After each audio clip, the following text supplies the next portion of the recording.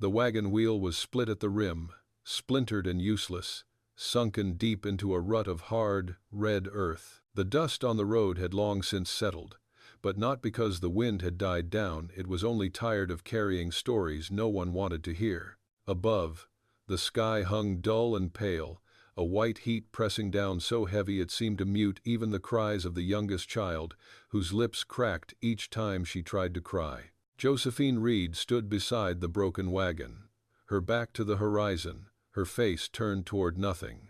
Her black dress, dusty and shapeless now, clung to her like it didn't want to let go. One hand pressed against her lower back where the ache had set in days ago, and the other gripped the edge of the driver's bench, though there was no one left to drive. 6 children sat in the meager shade of the wagon box, their legs curled beneath them, their eyes glassy from thirst or hunger, or the slow erosion of hope.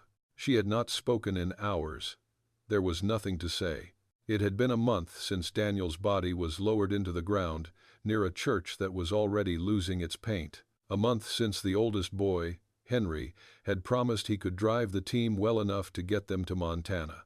A month since the mule went lame outside Sterling, and the trader's offer had been clear: sell the wagon, or sell what little else she had. She chose neither, and the man had laughed as he rode off with her mule. Now, they sat at the edge of a road that curved west, then vanished into the blinding white of afternoon. The air buzzed with heat, cicadas somewhere far off.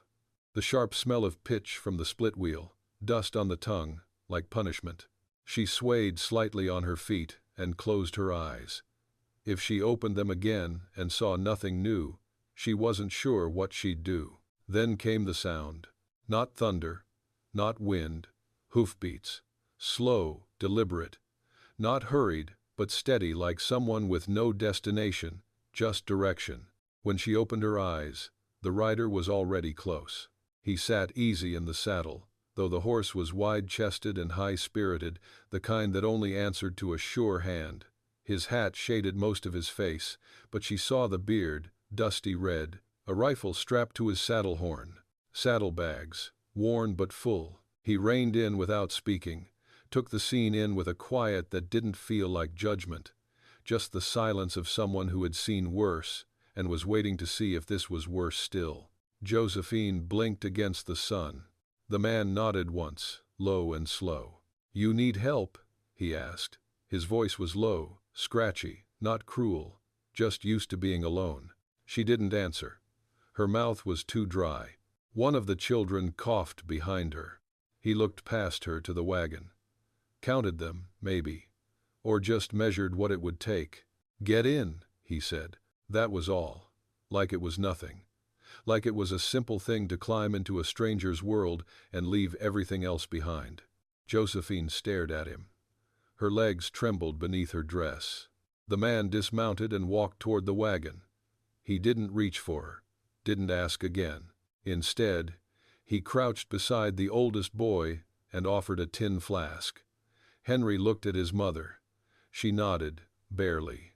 He drank. Josephine did not cry. She did not thank him. She did not know yet if this was rescue or something crueler dressed in kindness. But when he turned and walked back to his horse, he didn't wait for permission. He lifted the smallest child, then the next, and placed them in the saddle, arms wrapped around each other. She climbed up last. The wagon and broken wheel would remain where they stood. Dust covered the tracks before they were even out of sight. The children dozed against one another in the saddle as the horse walked on, its gait slow and rhythmic. Josephine sat behind them, holding the reins with one hand, the other wrapped around the smallest boy to keep him steady. The cowboy walked beside them, hat low, eyes scanning the edges of the road. He had not said another word since offering her a ride. It was late afternoon now, the sun finally sinking low enough to ease its grip. Shadows stretched long across the road, softening the harsh angles of the land. The silence between them was not uncomfortable, but thick with things unspoken. She didn't ask where he was going. He didn't ask where she had come from. Eventually, when the road curved past a line of cottonwoods, he tilted his head toward them. "We'll stop there," he said. The trees offered a kind of quiet she hadn't felt in days. The breeze moved through them like breath. He unsaddled the horse, tied it loosely to a low branch, then reached into his packs and pulled out a blanket, a can of beans, and a small metal pot. He worked without hurry, building a fire from dry twigs and bark. The snap of flame broke the stillness. The children watched, silent, their bellies hollow but too weary to beg. "Name's Eli," he said finally, not looking at her. "Eli Coulter." She nodded. Her voice came like paper tearing. "Josephine." He glanced at her. "Not long, just enough. You from Kansas?" She shook her head. "Arkansas, near Morrilton. My husband. He thought Montana would be better for the boys. Land." Eli stirred the beans. "Land's never free. One way or another, you pay." He handed the pot to Henry first. The boy blinked at it like it was a trick, then dug in, passing it carefully to the next. When it came to Josephine, she didn't eat it first. She just held it in her lap and stared into the fire. "You got family waiting?" Eli asked. She shook her head. "No. Daniel's brother was up there, but he's gone, or dead. Never answered our letters."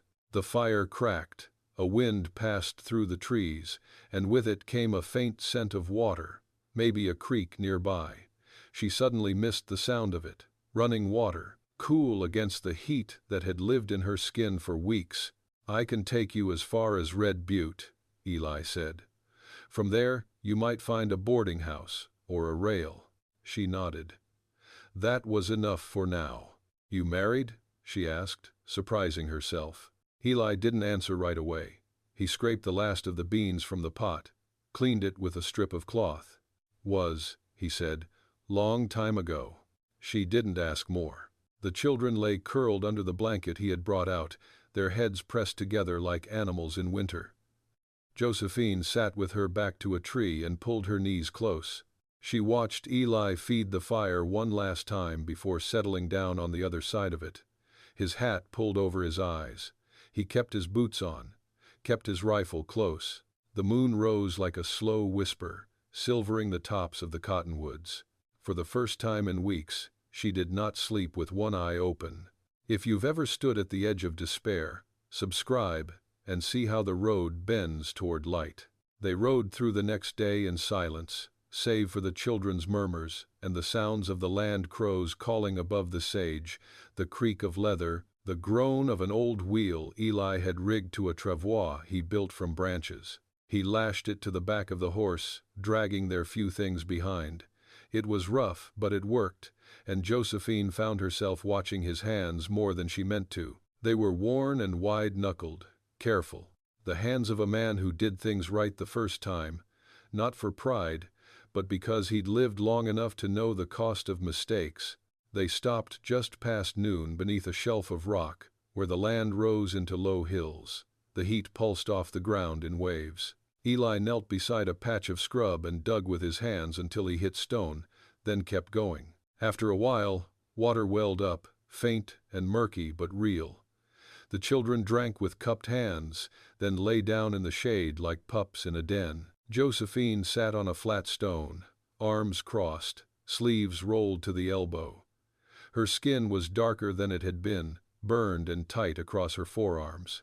There were bruises on her knees she didn't remember getting. When Eli came back from feeding the horse, she spoke without turning. "You live out here alone?" "I do." She nodded, waiting. He didn't offer more. "Cattle?" she asked. "No, nothing so grand. I keep goats, trap some, sell pelts when I can, make just enough not to owe any man." She looked at him. "You built a life like that. Doesn't get lonely?" He squatted near the fire, pulled off his gloves, and rubbed a thumb across his jaw. "Sometimes, but it's a clean kind of lonely. Doesn't ask more than you can give." Josephine turned that over in her mind. She didn't know a kind of lonely that wasn't hungry. "Why'd you stop for us?" she asked. Eli didn't answer right away. He stoked the fire, then sat on his heels beside it.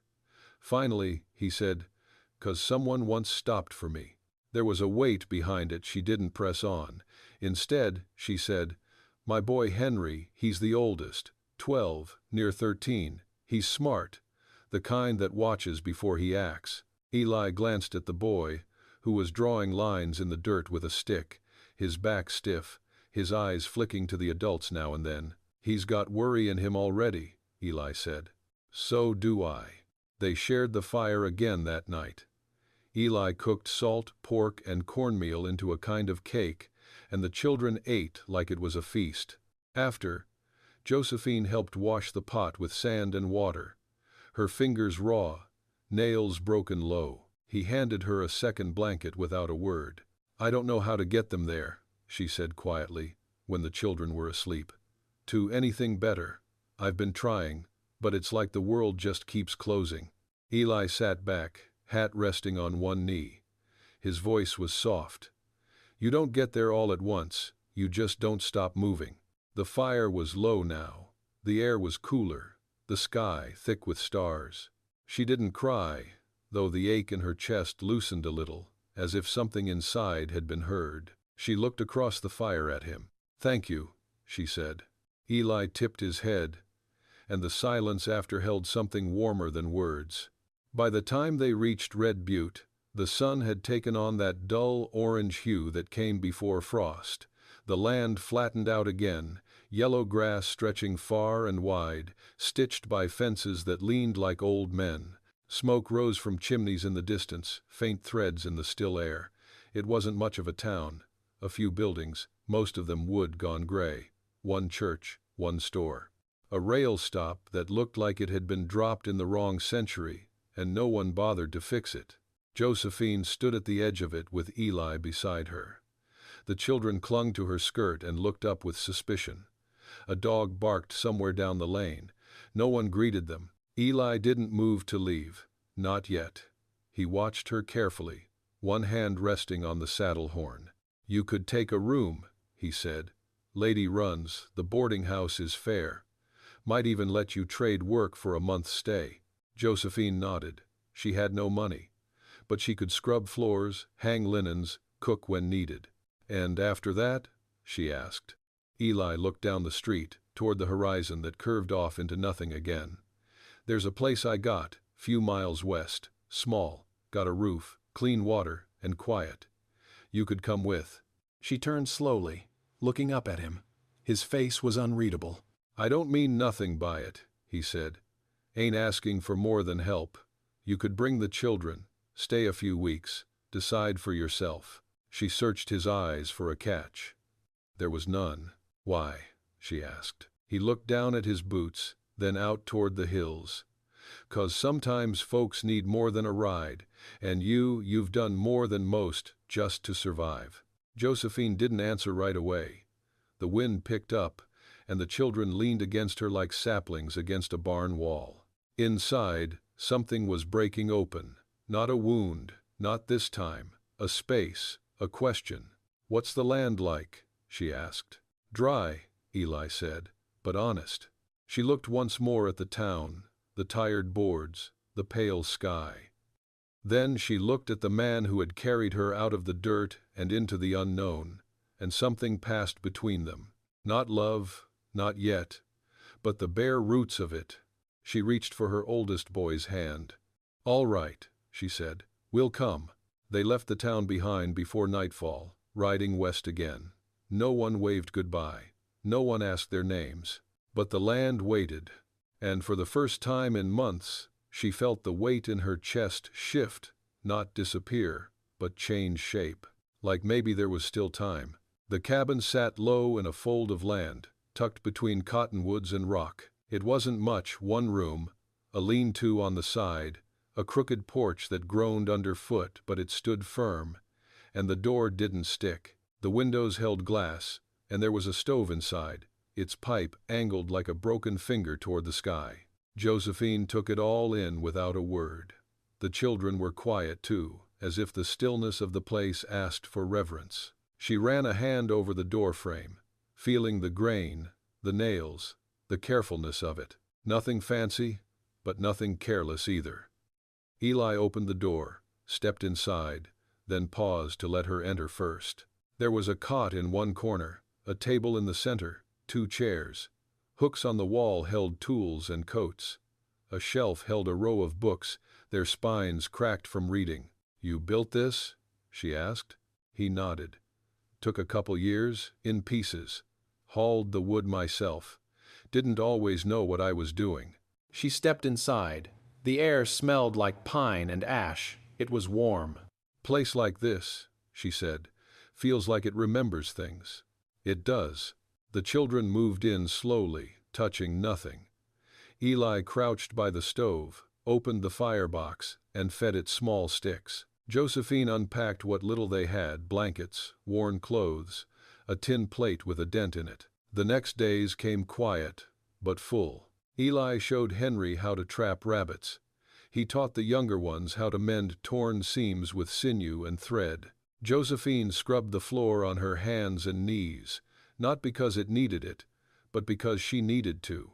She washed sheets and hung them in the cold wind, and for the first time in weeks, the air didn't taste like failure. One morning, she found Eli out by the goat pen, whittling a spoon from a chunk of cedar.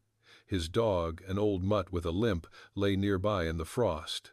"You're not what I thought," she said. He kept carving. "No one is." She sat on the rail beside him. "You could have lived easy. Alone. No mouths to feed." He shrugged. "Easy ain't the same as right." Her eyes stung at that. Sudden and sharp, she blinked hard and looked away. "You got people?" she asked. "A sister back in Missouri. Married a storekeeper. Writes once a year." Josephine nodded. "I got no one now. Just the ones I brought into the world." Eli handed her the spoon. "Then that's enough." That night, they sat at the table, candlelight throwing long shadows on the walls. She watched him cut meat for the youngest, gentle and unhurried. He had a scar along his wrist. She wanted to ask how he got it, but didn't. Instead, she said, "Do you ever think about starting over?" Eli looked at her, really looked. "Every morning, and sometimes I even try." She smiled, small but real. "Me too." Outside, the wind pressed soft against the cabin, not hard, not bitter. Inside, something began to settle. Not peace, not yet, but a place to rest. Winter deepened like a bruise, slow and dark and spreading. The snow came early and stayed, crusted hard over the hills and packed deep into the folds of earth where nothing grew. The goat pen froze over twice before Eli strung new canvas around it.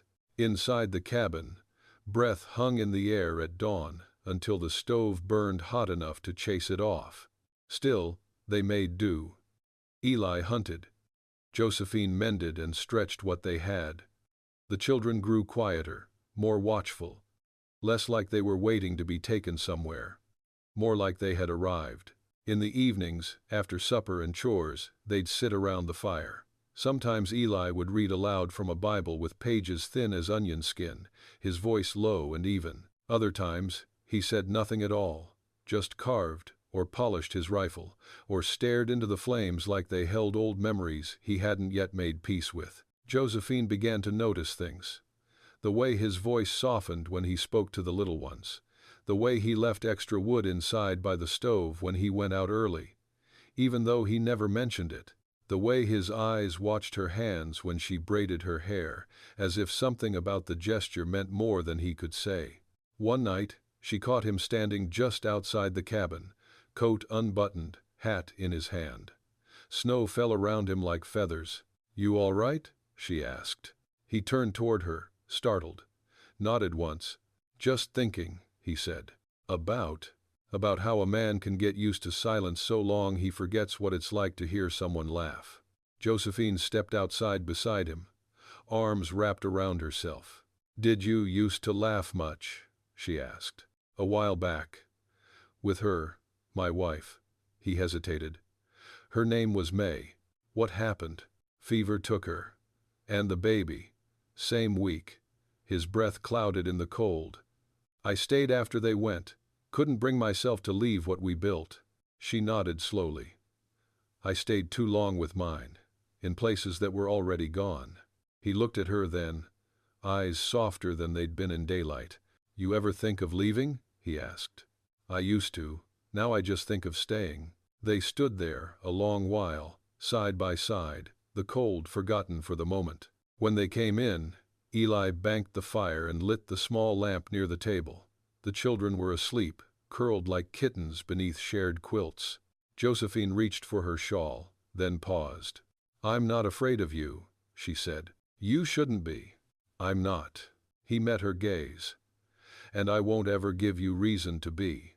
A silence passed between them, but it was not empty.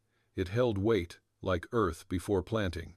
She nodded, and he nodded back, and that was enough. That night, when she lay beside her daughters on the floor, the wind howled through the trees, but it did not sound like loneliness anymore.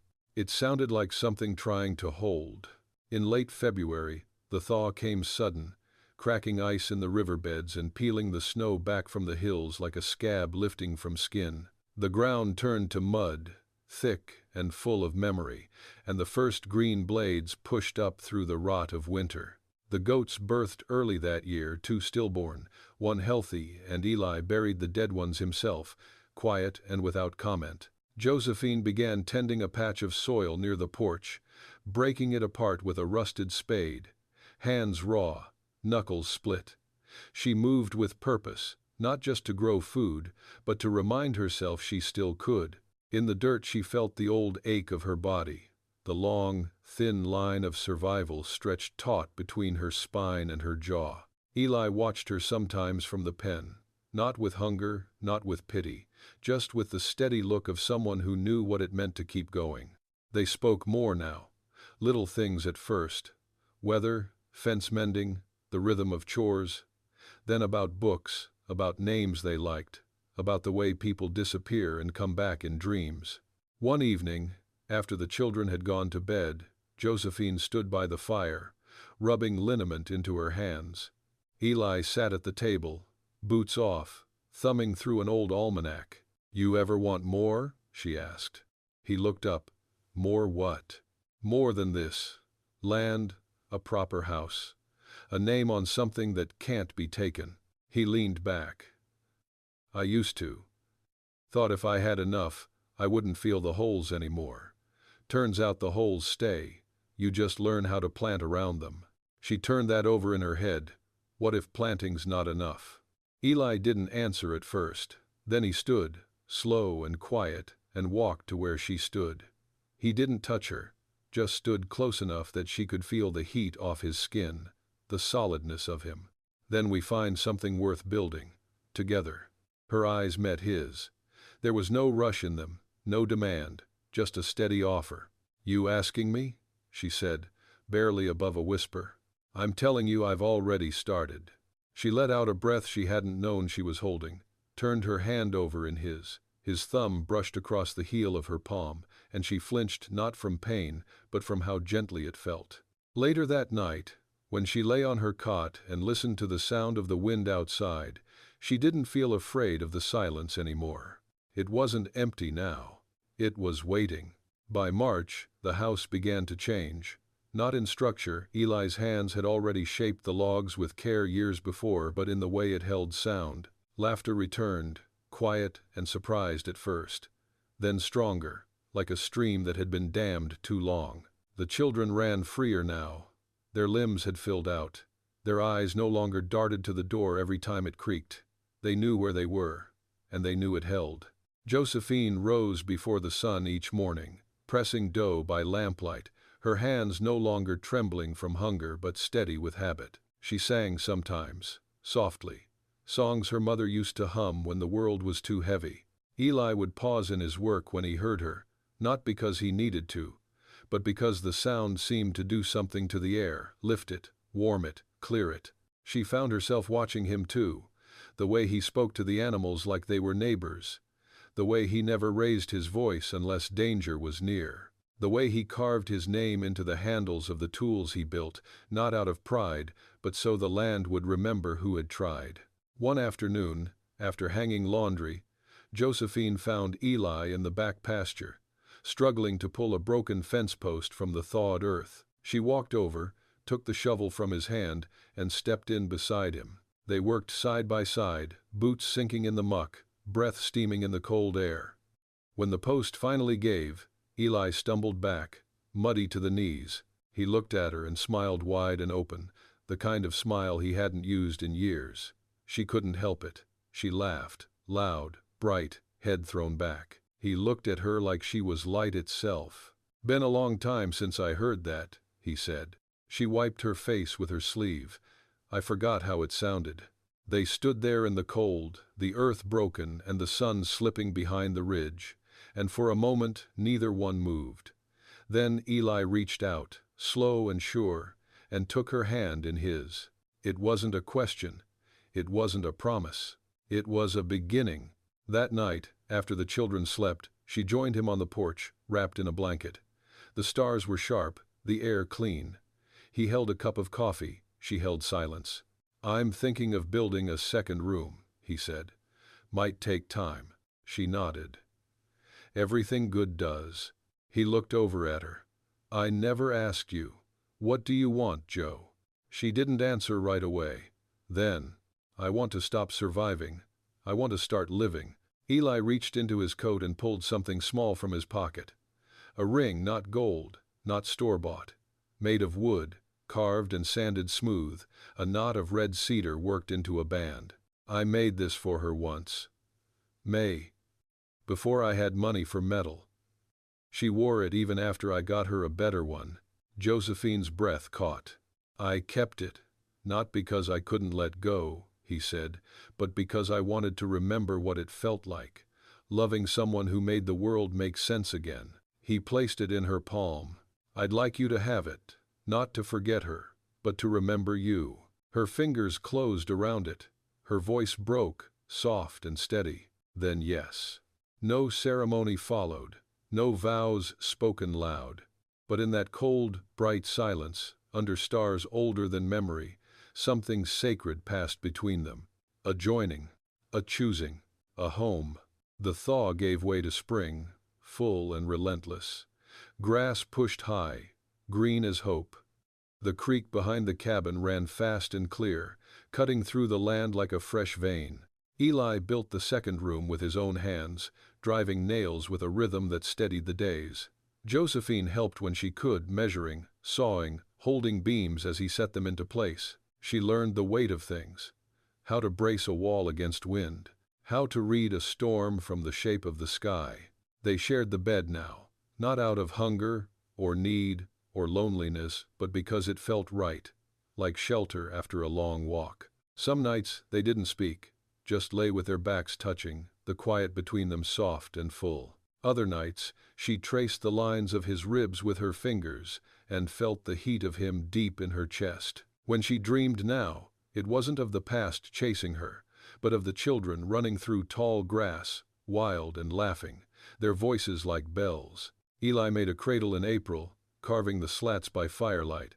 He didn't ask. He didn't speak of it at all, just built it like he built everything else. Steady, patient, certain. Josephine found it beside the hearth one morning, her breath catching in her throat.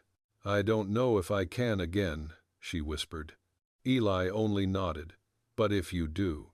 She crossed the room and kissed him slow and sure, her hand against his jaw, her heart wide open. That week, she taught the children to plant corn. They worked in lines, small fingers pushing seeds into the soil, covering them with care. The oldest, Henry, took to it fastest. He moved like Eli, quiet and exacting, eyes sharp for details others missed. In the evenings, Eli began calling him son without meaning to. Henry never corrected him. One morning, a wagon rolled up the road, dust kicking high behind it. A man stepped down, clean clothes, 2 clean boots. A preacher, or worse, a banker. Josephine stepped outside before he could knock. "Mrs. Reed?" he asked. She folded her arms. He hesitated. "I'm here about a land claim. Your late husband filed on a parcel north of Livingston. It's unresolved." Eli stepped out behind her, one hand resting on the doorframe. He said nothing. The man held out a paper. "Technically, it reverts to the state unless the widow completes settlement in person." Josephine stared at the paper. That land had cost Daniel every dream he'd had. She'd carried it like a stone in her gut. Now it lay open in her hands. "Thank you," she said, "but we won't be needing it." The man frowned. It could be valuable. She looked back at the house, the porch, the cradle, the turned earth with green already breaking through. "We've already got everything we need." He tipped his hat and left, confused. Eli came down the steps, stood beside her. "You sure?" he asked. She nodded. That land was his future. This one's mine. He didn't smile, but his eyes did. That night, the children danced barefoot through the yard while Josephine sang. Eli played a fiddle he'd strung with his own hands. Firelight flickered against the cabin walls. There was no audience, no witness but the land and sky. But it was enough. It was everything. Summer settled in slow and wide. The days grew long and golden, the heat hanging thick in the afternoons, easing only when the wind slipped down from the hills in the evenings. The corn sprouted tall, the goats fattened, and the chickens gifted by a passing trader in exchange for pelts and fresh bread began laying regular. The children chased grasshoppers through the tall grass, their laughter stretching clear across the fields. Josephine moved with a rhythm now strong, measured. She woke before dawn, her body knowing what to do before her mind caught up. She no longer felt like a visitor in her own life. The land knew her name now. She had earned it. Eli built a rain catch on the roof, extended the porch, and fixed the leak in the east wall. He did these things without fanfare. With him, nothing was said unless needed. He showed his care through labor, through silence, through the way he always made sure there was a place for her hands beside his. One evening, as they sat by the creek watching the boys fish, Eli passed her a folded piece of paper. She opened it slow, her fingertips brushing over the words. It was a deed, his land, his name, but now hers too. She looked up at him, her throat tight. "You didn't have to." "I did," he said. "This place is ours. It only means something if it belongs to you too." Josephine held the paper against her chest like a promise, eyes brimming but not spilling over. She didn't cry often now. She didn't have to. Later that same night, under a sky so thick with stars it looked dusted with salt, she sat with Eli by the fire. The children were asleep, limbs tangled on quilts just inside the cabin door. "You ever think," she said, voice low, "how close we came to not finding this?" Eli nodded. "Every day." She leaned her head against his shoulder. "I thought I was meant to be buried somewhere no one would find me. Just one more woman the world forgot." He didn't speak, just reached for her hand and held it tight. "You weren't," he said finally. "You were meant to be found." A hush fell, warm and full. From inside the cabin came a soft cry. One of the children waking, half dreaming. Josephine rose, but Eli touched her arm. "I'll go," he said. She watched him step inside, his shadow stretching long across the porch, and something settled in her chest, a deep, steady knowing. She was not just surviving. She was home. And this life, this rough-edged, hard-won life, was not borrowed or stolen or begged for. It was hers. By early autumn, the mornings came chilled, thin sheets of frost silvering the grass before melting under the noon sun. The children had started schooling at the edge of the next town 4 miles by wagon, 2 if they walked across the ridge. Josephine made the trip each morning with them, packed bread and salted pork into cloth, sent them off with kisses and firm hands on shoulders. When she returned, the house was quiet, too quiet, sometimes. She kept busy, blanching beans, hanging onions in the smokehouse, boiling jars for canning. The cradle stayed empty, though she often caught herself brushing her fingers along its smooth rim, listening in the stillness for something that hadn't yet come. But her body had changed again, subtly. Her appetite shifted. She grew tired faster in the afternoons. She hadn't told Eli yet.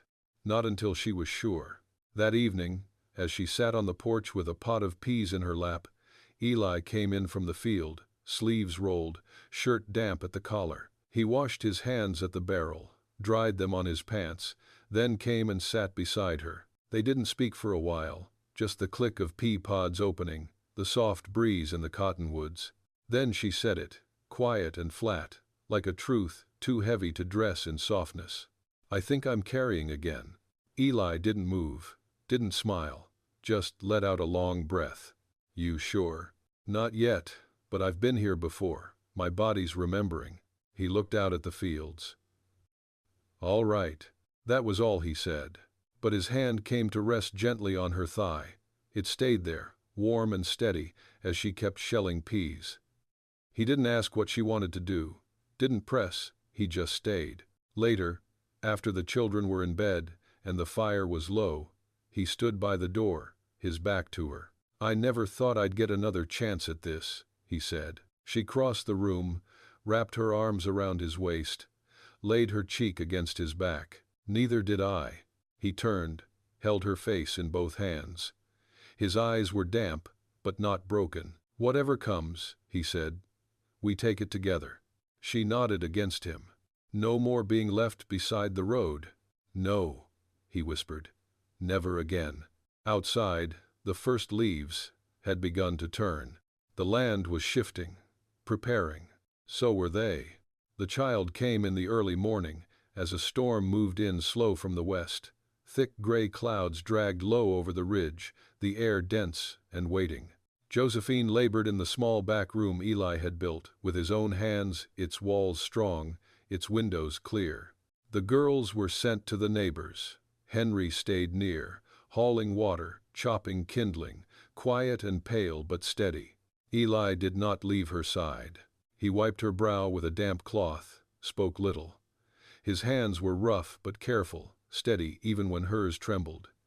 There were hours where time seemed to bend, stretching out, collapsing in. She clenched her teeth, bit back screams, gripped the frame of the bed until her arms ached. But when the pain crested and broke, when the last great wave passed through her, and the cry finally rose up clear and sharp into the stillness, everything stopped. A boy. He was red-faced, small, loud, alive. Josephine laughed through her tears, cradling him close. Her body still shook, but her heart was quiet, full. Eli sat at the edge of the bed, not touching, just watching. His eyes were wet, his shoulders sagged like a man who'd been holding up the sky and could finally put it down. "You want to hold him?" she asked, voice hoarse. He didn't answer with words, just reached out with both hands and took the boy into his arms like he'd been doing it all his life. He stared at the child, his jaw set tight, throat working like he couldn't quite get breath. "He's got your eyes," he whispered. Josephine leaned her head back, exhausted. "God help him." Eli smiled, then kissed her hand slow, reverent. They named him Samuel, after no one, just a name that sounded like it had weight. The next day, Henry chopped firewood without being asked. The younger ones gathered eggs, fed the goats, hushed one another near the door. The house moved as if the new life inside it had changed its very bones. Neighbors came with bread and blankets. One woman cried and pressed Josephine's face between her hands. "You done it. You did what they said you couldn't." Josephine only nodded. There were no words for that kind of endurance. Eli hung a horseshoe over the cradle. "Not for luck," he said, "but to remember the road that brought them all here." That night, the wind rose, but the walls held. Rain tapped against the glass. Josephine lay in bed with Samuel against her chest, his breath soft and rhythmic. Eli stood at the window, arms crossed. "We built something," she said. He turned. "We did. Doesn't feel borrowed anymore." "No," he said. "It's ours." He came to her, sat beside her, placed his hand gently over Samuel's back. There was no ceremony, no audience, no vows spoken aloud, just two people, together, holding a future they'd made with their own hands. The fire crackled, the baby stirred, and the wind sang through the trees like a lullaby. Subscribe and watch the frontier reveal its hard lessons and quiet mercies.